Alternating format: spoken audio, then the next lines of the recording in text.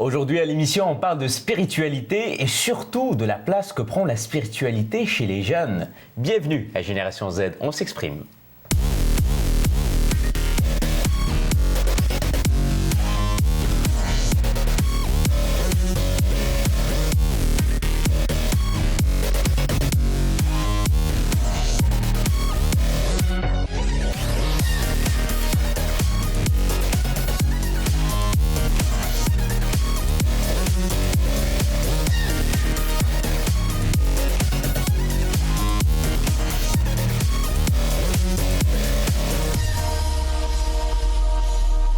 Pour nous parler de spiritualité, on a appelé les bonnes personnes. Cédric, Noémie qui fait son grand retour oui. Parmi nous. Bienvenue Noémie. Merci. On est aussi avec un nouveau collaborateur, Julien Claude, bonjour. Merci. Et notre spécialiste, Francine Bourbeau, qui est médium et aussi naturothérapeute. Oui. Qu'est-ce que ça fait un naturothérapeute? Moi, ce que je fais des traitements énergisants, mais médium, avec canalisation. Alors, je donne des messages. Et justement, on a posé la question à quelques personnes, à savoir quel est le lien qu'entretiennent les jeunes avec la spiritualité.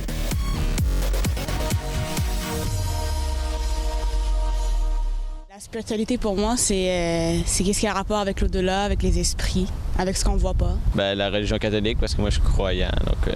Ça me fait penser à l'Église, la croyance. C'est vraiment, ça vient avec les valeurs, puis c'est ça.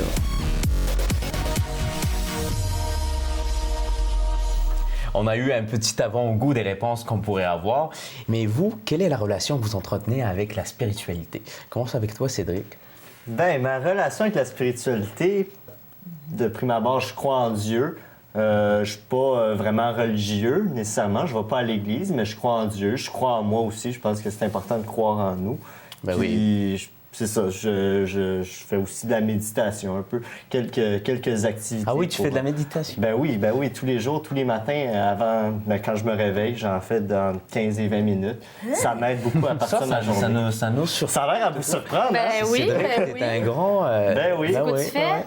Ben, je fais de la méditation. Au début, c'est sûr que c'était pas évident parce que je savais pas c'était quoi, mais j'ai commencé à faire de la méditation guidée. Donc, j'ai trouvé des comment on appelle ça, des audiobooks en français?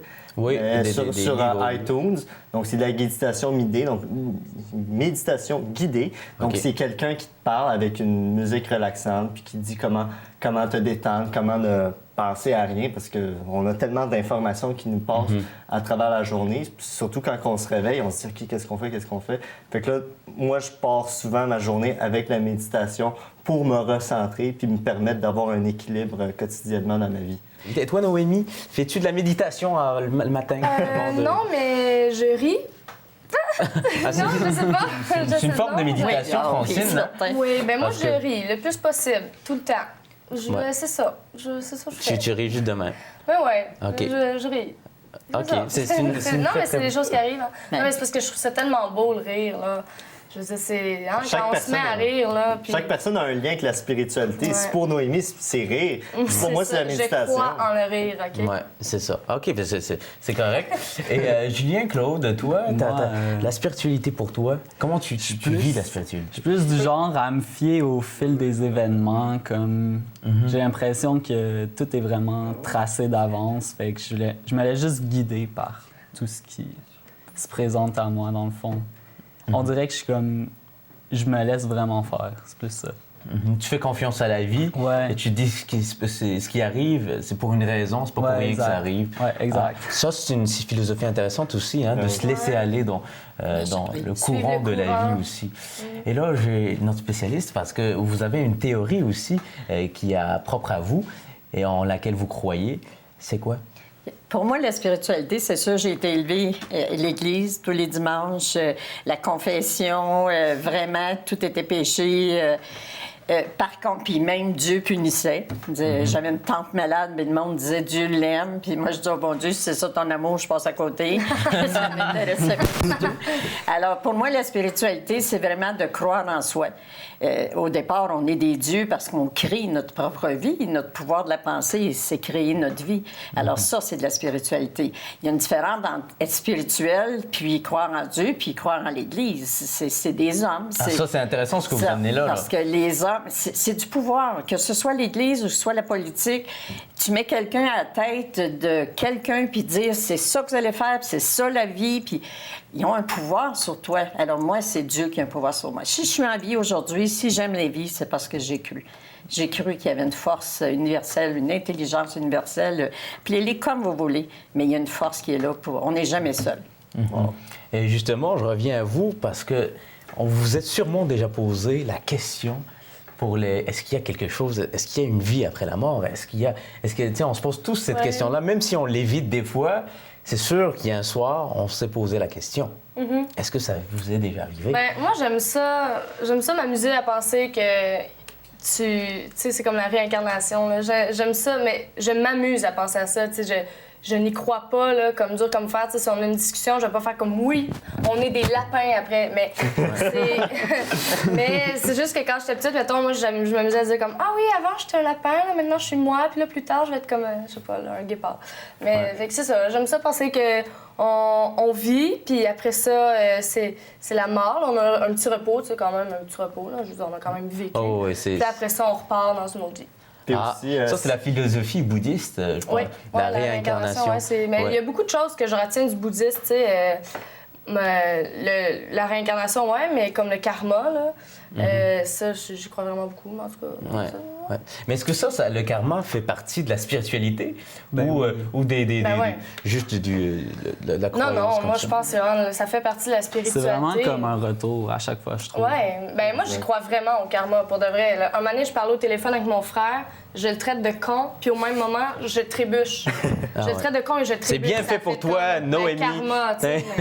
Mais c'est vrai, moi, je crois, karma. Ben, chacun croit en quelque chose. Elle, c'est le karma. Moi, je dis pas que je crois pas au karma, mais je ne crois pas au hasard non plus. Rien arrive pour rien. On ne peut pas dire ah ben c'est le hasard. Non, il y a toujours une raison pourquoi il arrive quelque chose dans notre vie. Puis moi, comme je l'ai dit tantôt, oui, je me fie à la méditation, mais je crois aussi en Dieu. Je dis pas que je communique avec lui tous les jours, que je vais à l'église puis tout, mais des fois, je ressens le besoin de parler à quelqu'un d'autre qu'un humain sur cette planète. Puis justement, c'est dans ma tête que je parle, puis je communique avec lui. Puis pour moi, c'est une bonne manière de communiquer aussi, même si c'est pas pareil que de parler comme qu'on parle en ce moment. Êtes-vous superstitieux? Ben moi, on dirait que je le suis à cause de ma grand-mère. Ah ouais, comment ça? Parce qu'à chaque fois que ma grand-mère elle vient souper chez nous, mettons, je joue avec les ustensiles, elle est comme « Ah non, arrête là. Arrête là, tu vas me rendre folle, fille, là, arrête, tu sais. » Mais ça, c'est parce que ça... Non, mais c'est la... Non, elle dit ça porte malchance. Okay. Puis un moment donné, elle me donne un parapluie, OK? Puis il y a des minous dessus. Elle me donne un parapluie. Fait que là, j'arrive pour l'ouvrir. « Hey, non, qu'est-ce que tu fais, là? Malchance, va dehors. » Je suis comme, mais là, regarde-moi, tu me donnes un parapluie, je veux l'ouvrir en dedans pour le voir. Ben ouais. Parce que d'habitude, on ouvre tout un parapluie. Tout le monde fait ça. Mais c'est la mort. La superstition, c'est un parapluie ouvert, c'est la mort. Ouais, ben c'est ça, mais moi, elle m'a comme un peu transmis ça sans le vouloir ou sans faire exprès. Là. C'est vrai que ça se transmet parce que je suis vraiment pas superstitieux, mais à chaque fois que je renverse la bière, c'est comme... Faut tout le temps que je le lance en arrière, même si je crois pas à ça, c'est juste... On dirait que c'est un héritage que mes parents ils m'ont donné. Comme il faut tout le temps faire attention. Ouais, ou quand tu commences à voir un ami plus souvent ou quelque chose, puis cette personne-là, elle est vraiment superstitieuse sur certains trucs, tu sais, mettons un escabeau, parce qu'il y a différents trucs, tu sais, c'est pas tout le monde qui croit en tout. Mais là, tu vas commencer à, comme toi aussi, faire attention de passer en dessous de l'escabeau ou des affaires comme ça. C'est contagieux. Madame Bourbeau, êtes-vous superstitieuse? Non, plus maintenant, parce que c'est sûr... Vous l'étiez avant? Oui, quand j'étais jeune, je croyais à des choses comme ça. Mais tout, c'est notre pensée. Parce que si j'ai peur de quelque chose, ça va m'arriver. Tu sais, à parler du karma, oui, on a des karmas, mais le karma, qu'est-ce qui cause le karma? C'est notre culpabilité. Parce qu'on revient sur la Terre, donc je crois à la réincarnation, on revient sur la Terre pour revivre quelque chose qu'on a jugé, qu'on n'a pas aimé, qu'on n'a pas pardonné. On revit ça. Pour le faire avec des personnes, disent « Ah, je suis revenue juste pour ça. » Et une fois qu'ils font le pardon, c'est la culpabilité. Le plus grand malaise de notre siècle aujourd'hui qui empêche la spiritualité, c'est la culpabilité. De croire que hey, Jésus est mort pour me sauver. J'ai un de mes amis, il me dit « Dis-moi, Francine, quand j'ai su ça, c'était la plus belle nouvelle que j'ai appris. J'arrête pas de faire des péchés, ils sont tous expiés. Il est mort. » Mais justement, on va parler des effets qu'a sur notre vie, que ce soit la religion, mais aussi la spiritualité la spiritualité de façon générale, mais on a posé la question à quelques passants dans la rue. Quels sont les effets de la spiritualité selon vous? Voici ce que ça donne.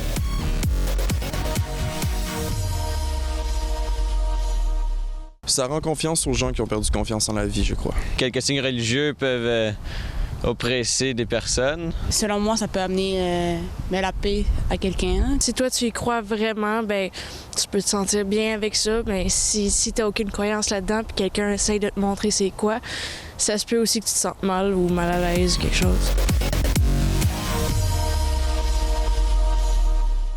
Les effets de la spiritualité, en connaissez-vous? Comme je disais tout à l'heure, si je suis en vie aujourd'hui, moi, j'étais jeune, je trouvais rien de beau à la vie. Parce qu'on me disait que la vie, c'est un combat. Puis là, je dis, oh bon Dieu, il n'aurait pas pu me donner une épée ou me dire comment me battre. Et ma prière, c'était toujours, parle-moi assez fort pour que je comprenne pourquoi je suis pas heureuse. Alors, je priais, puis c'était ça, ma prière. Un jour, je suis pas folle, mais j'ai entendu une voix qui m'a vraiment dit quoi faire pour être heureuse. Puis c'était, les gens ne sont pas tous bons, ne sont pas tous gentils. Il faut le dire quand ils nous font de la peine. Il a fallu que j'apprenne à dire quand on me faisait de la peine. Puis vous avez vraiment entendu une voix? J'ai vraiment entendu. Je suis couchée en pleine nuit. Qu'est-ce qu'elle vous a dit, la voix, exactement? C'est ça. Elle dit, Francine, les gens ne sont pas tous bons, ne sont pas tous gentils. Quand ils te font de la peine, il faut que tu le dises. Et là, je pleure parce que hey, c'est être mal élevé, ça, dire à quelqu'un, mais c'est pas le fun, qu'est-ce que tu me fais? Alors, quand j'ai entendu ce message-là, j'ai commencé à... Et ça fait 34 ans que je suis des cours préparant à m'aimer. J'ai tout compris, là. Et là, vous étiez pas facile quand vous étiez jeune, hein? Adolescente. Jeune, c'était pas dur. J'étais dans l'une. Je regardais le ciel, puis c'était là que je voulais être. Mais adolescente, là... Mais vous m'avez raconté une petite histoire. Elle nous a raconté ça. J'aimerais ça. Tu me racontes ton histoire avec la relation avec l'Église, que tu avais une relation particulière, hein? C'est ça. Ben, c'est que l'Église et le sexe, ça semblait pas aller ensemble. Ça avait de l'air que le bon Dieu ne voulait pas qu'on jouisse. Et j'entendais pas beaucoup de femmes dire qu'il y avait des jouissances. Et c'est ça. Moi, j'ai sorti pendant 3 ans et demi avec un garçon, puis on n'a jamais fait l'amour. C'était impensable. Disons, quand lui, il ne pouvait pas, il s'arrangeait que je casse avec lui, puis là, lui, les gars faisaient pas de péché, mais nous autres, c'était... Les femmes... Mais c'est encore le même aujourd'hui, là. Tu sais, aujourd'hui, une fille qui couche avec plein de gars, c'est une salope, mais un gars qui couche avec plein de filles, c'est un boss. On va se le dire. Un jour, j'ai osé me laisser toucher les seins. Et Pardon? J'ai osé, après 3 ans de fréquentation, me laisser toucher les seins. Et là, mon chum de l'époque me dit, il faut aller à la confesse, c'est mal, qu'est-ce qu'on a fait? Alors, je suis allée à la confesse et le prêtre qui me connaissait très, très bien, je restais à côté de l'église. Je dis, mon père, je m'accuse de m'être laissé toucher les seins, mais il fallait avoir le ferme propos de ne pas recommencer. Alors, comme je suis franche, j'ai dit, je le sais, je vais le faire encore parce que j'aime ça. Vous aviez quel âge? J'avais 23 ans. OK, quand même, 23 ans. Oui. Mais tu sais, moi... Toi aussi, tu vas à l'église pour te faire pardon? Non, pas vraiment. C'est un peu différent, mon histoire. Mais les effets que ça a, la spiritualité, pour moi, c'est des effets très positifs parce que j'ai quand même découvert ça assez tard. Bien, j'étais encore jeune. Le monde dit, tu le découvres jeune. Il y en a qui le découvrent à 30, 40, 50 ans. Ça fait environ 2 ans que je l'ai découvert à travers que ce soit ma relation avec Dieu, que ce soit ma méditation quotidienne que je fais, ma croissance personnelle, quand je lis des livres, quand j'écoute de la méditation guidée. Pour moi, ça a un effet positif parce que ça me permet de croire, en quelque chose, de croire en moi et d'avoir une bonne routine aussi. Des habitudes, développer des habitudes de vie, exact. Puis, comme je l'ai dit en début d'émission, ça me permet d'avoir un équilibre aussi. Donc, c'est des effets très positifs que ça a pour moi. Ça donne le sens à la vie. Hein? On se réveille le matin, puis on sait pourquoi. Mais malheureusement, je trouve qu'il y a beaucoup une image négative de ça. Hein? On ne connaît pas nécessairement les bienfaits, justement. Tu nous en parles. Je ne sais pas ce que tu en penses. C'est peut-être par rapport aux préjugés. Tu sais, moi, justement, quand tu m'as dit que l'émission va porter sur la spiritualité, même moi, je pensais pas que c'était comme plus croyance, tu sais, à l'état large, là, tu sais, comme en général. Je pensais vraiment plus c'était spiritualité, on va parler des esprits, on va parler de, tu sais... Mais c'est tout ça, hein? Il faudrait préciser ça à l'Institut. À l'Institut, c'est ça. Qu'on soit de n'importe quelle religion, qu'on soit catholique, qu'on soit musulman, tout ça, c'est...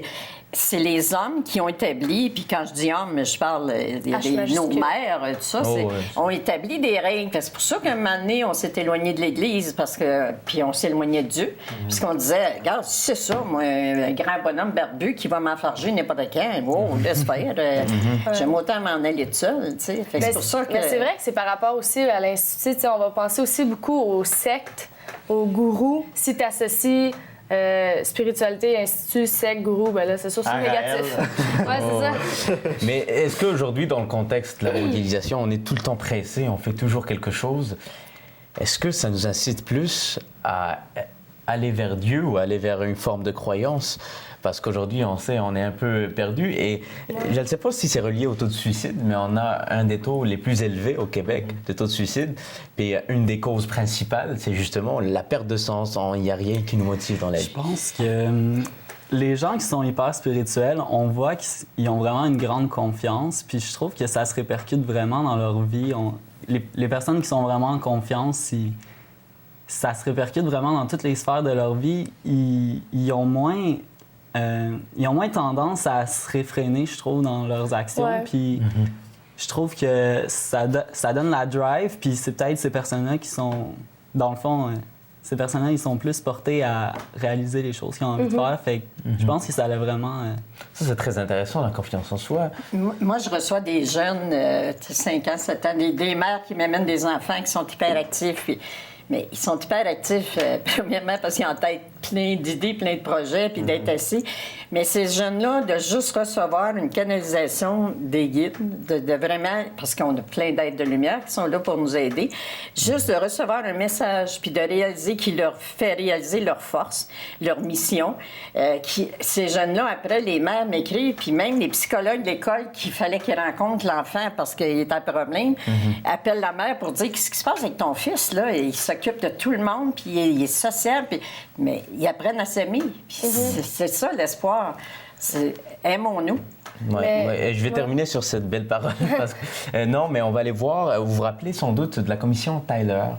Où on invitait plusieurs personnes à s'exprimer. On va y aller dans le plus léger un petit peu, dans l'émission Infoman, où ils ont fait des bloopers par rapport au monde qui c'était très drôle. Regardez ça.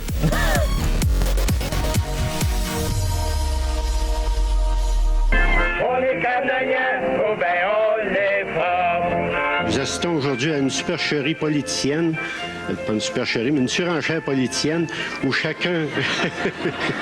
Je m'excuse. Mais il faut se rappeler que tous les animaux ont des droits, même ceux qui se retrouvent dans notre assiette. Dans notre groupe, nous avons travaillé à réaliser une courte pointe. Il y a un proverbe africain qui dit que si on avale une balle de baseball, c'est qu'on fait confiance à notre anus. Si ce serait vraiment de l'intolérance, on disait « Hey, le français, mange dans la même heure que tout le monde ou retourne chez vous ». Comme vous pouvez l'entendre, je suis français. Des tortures, de l'esclavitude. C'est comment encadrer ces fameux encadrements là, raisonnables. Mon nom est Daniel Blackfeather Larmand. Je suis chef de la communauté Hochelaga et bienvenue sur mon territoire qui s'appelle l'Iroquoisie. Vous n'êtes pas à Montréal, vous êtes sur mon territoire, l'Iroquoisie. J'ai vu que la presse a pris plaisir à noter comme Normand Brathwaite et Grégory Charles, Linda Lemay, comme des Noirs. Non, c'est des mulâtres.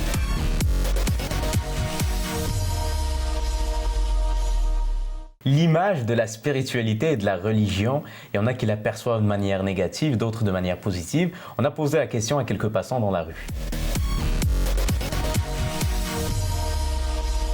C'est tout ce qui est, dans le fond, ce qui est par rapport à la vie après la mort, là, ce qui est les croyances qui sont pas basées sur des faits, je crois.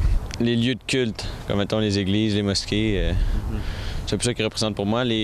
Mettons, que ça soit une croix, un turban, ou ça représente à quoi que tu es attaché. Ça se voit pas beaucoup. On est plus dans une société qui pense pour l'argent, le temps, l'argent. Alors... La spiritualité, les gens, ils s'en foutent maintenant. C'est vraiment, ils portent plus vraiment aucune importance à ça, puis ils le cachent. Quelle est l'image qu'on projette dans la société de la religion ou de la spiritualité? Moi, je trouve que, selon moi, qu'il véhicule une mauvaise image de la spiritualité.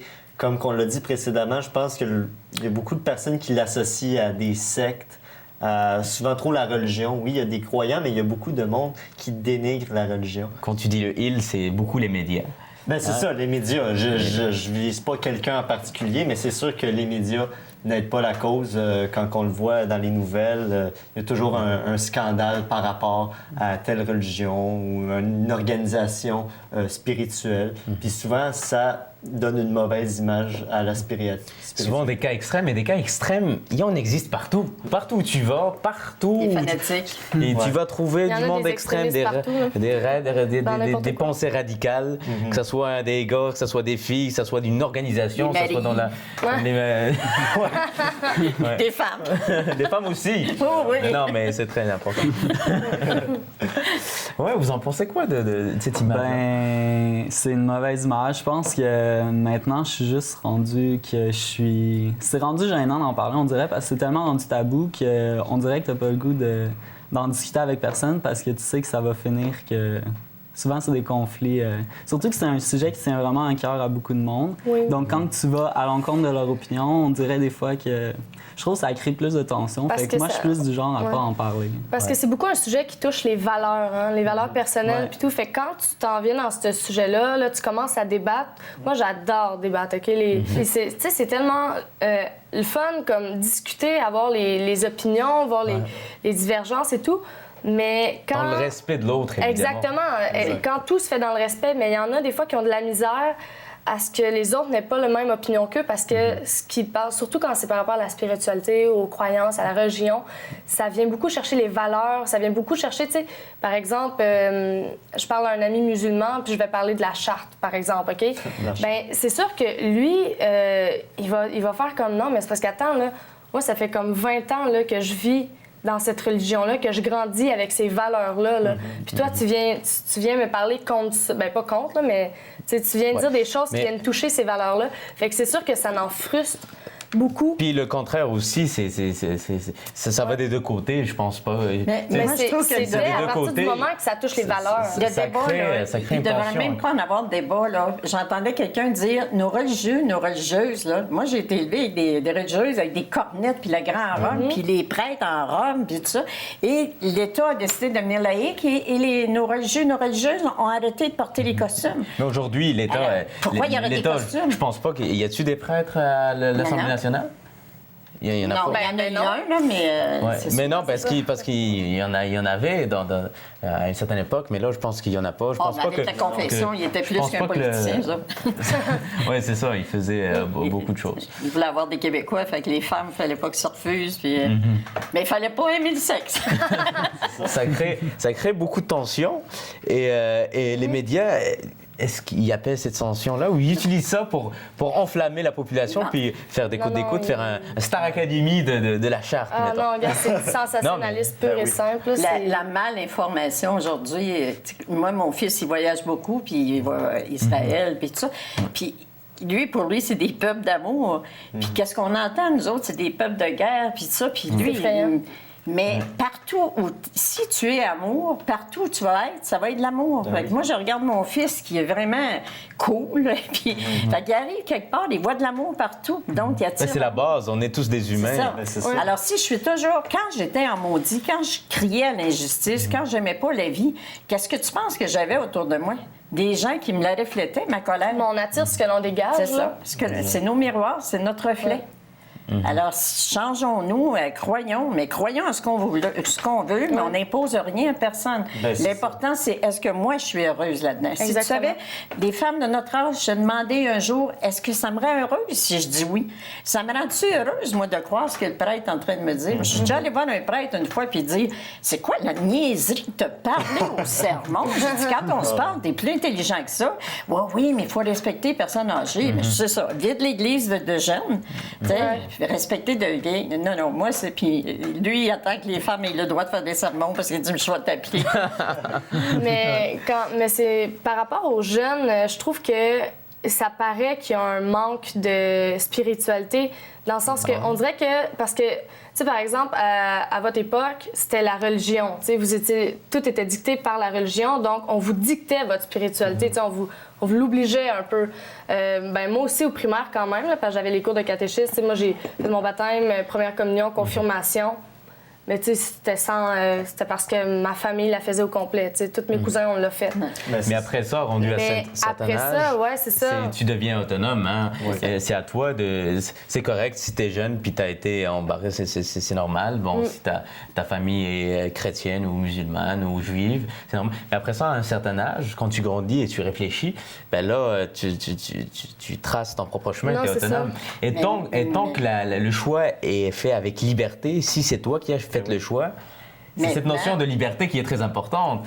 Si tu l'as fait avec liberté, tu as le droit de le faire, tant que tu respectes l'autre et que tu n'atteins pas l'autre physiquement ou quelque chose, que ce soit pas dangereux. Il y a aussi une pression sociale. C'est sûr que quand tu as 18 ans, tu es libre de choisir peu importe ce que tu veux faire dans la vie et ta propre spiritualité. Mais des fois, justement, quand tu étais jeune puis que tu étais dans ce moule-là d'une religion ou peu importe le groupe que tu étais, souvent tu as cette pression sociale-là de continuer. Moi, quand j'avais 16-17 ans, j'ai décidé d'être rebelle. J'étais adolescent puis j'ai dit « je crois pas en Dieu, je veux rien savoir, nanana. » Puis là... tout le monde était comme « Cédric, comment tu fais ça? Pourquoi tu fais ça du jour au lendemain? » Nanana. Puis moi, je faisais juste ça parce que j'étais un peu tanné. Mais après ça, quand mettons, la phase adulte a commencé à rentrer vers 18-19 ans, j'ai fait « Bon, ben peut-être que je suis allé à l'extrême. » Il ne faut pas être dans les extrêmes, que ce soit une religion ou peu importe la spiritualité. Il ne faut pas être extrême non plus de croire en rien puis de dire qu'il n'y a rien qui existe. Il faut vraiment atteindre un milieu, se dire, OK, je crois en telle affaire me permet de me développer personnellement et professionnellement, puis ça m'aide beaucoup. Il ne faut pas non plus que ça nuit dans ta routine, dans ton quotidien non plus. Donc, je pense que la spiritualité, il faut que ça t'emmène du positif, puis quand tu te rends compte que tel aspect t'emmène du négatif dans ta vie, ben là, il faut que tu te questionnes par rapport à cette spiritualité. Et justement, par rapport aux préjugés, quels sont les préjugés auxquels font face les personnes qui croient, qui croient par exemple en Dieu ou en n'importe quoi? Il y en a beaucoup qui vont dire t'es naïf. Ouais. C'est la naïveté. C'est surtout, on dirait que le monde pense qu'ils n'ont pas de droit, qu'ils sont tout le temps obligés de suivre un code de conduite, mais dans le fond, il y a du monde hyper spirituel qui font vraiment tout ce qu'ils veulent, dans le fond. C'est parce que, dans le fond, il faut juste bien définir le terme spiritualité, tu sais. C'est quoi? On en parle depuis 30 minutes. Non, c'est ça, on en parle depuis 30 minutes. Là, il est trop tard pour définir ça, mais on a défini ça un petit peu. Non, mais c'est vrai, mais tu sais, oui, parce que c'est ça, chaque personne a sa définition. C'est pas précis, c'est pas cartésien. Il y en a qui peuvent faire comme, ouais, moi, je ferme les yeux puis je suis ma spiritualité, mais comme il y en a que ça peut être tout le contraire. J'ai lu un texte, puis le titre, c'était « Dieu s'en moque ». Et je trouve ça tellement vrai. Dieu, il s'en moque que moi, aujourd'hui, Francine, j'écouterais les lois que les hommes disent, que je prierais 3 fois par jour, puis tout ça. Dieu, il s'en moque. Dieu, ce qu'il veut, c'est que je m'aime, que je sois capable de dire, mon Dieu, que la nature, c'est beau. Merci, merci, merci. Merci au soleil de se lever. Merci à la vie. Merci d'être là. Merci les jeunes Et je vais dire merci d'avoir été là avec nous parce que, m'excuse de vous interrompre, il faut absolument qu'on arrête ça. C'est un sujet qui est entraînant, on parle beaucoup. Pour la question de la semaine, quelle est l'image qu'on donne de la religion et de la spiritualité dans nos sociétés aujourd'hui? Pour répondre à la question, vous allez sur notre page Facebook Génération Z, on s'exprime. Merci d'avoir été avec nous et on se retrouve la semaine prochaine pour parler des médias sociaux. Oh yes. C'est bon, ça. Ça, c'est pas pire, hein? Ouais, les médias sociaux.